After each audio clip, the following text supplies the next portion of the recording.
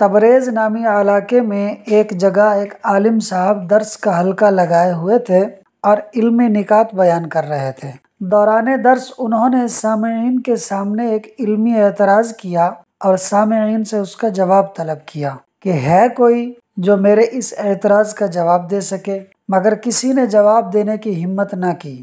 عالم صاحب نے کہا، چلو جواب نہیں دے سکتے تو کم از کم جو اعتراض میں نے کیا ہے اسی کو دہرا دو۔ اب کی بار بھی کسی کو ہمت نہ ہوئی۔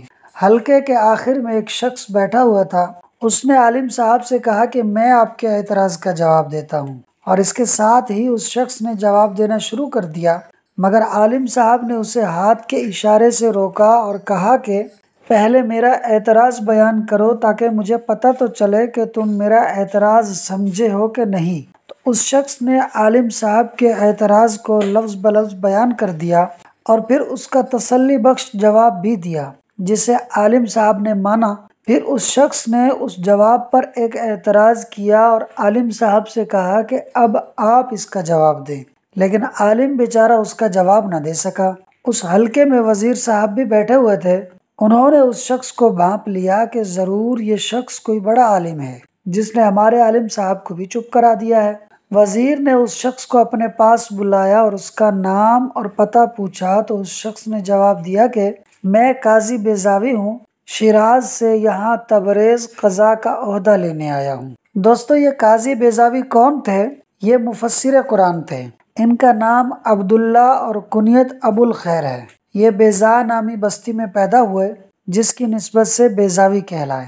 یہ مسلک کے اعتبار سے شافعی تھے۔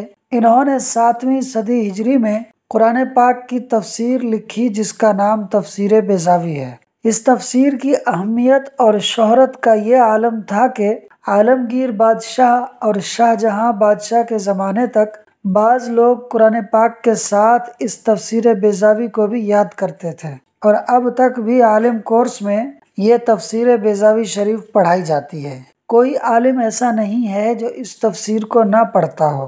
آپ نے بھی علماء کے منہ سے اس تفسیر کا نام سنا ہوگا۔ اللہ تعالی ہم سب کو یہ تفسیر قرآن پڑھنے والا بنائے اور قاضی بیضاوی پر کروڑوں رحمتیں نازل فرمائے۔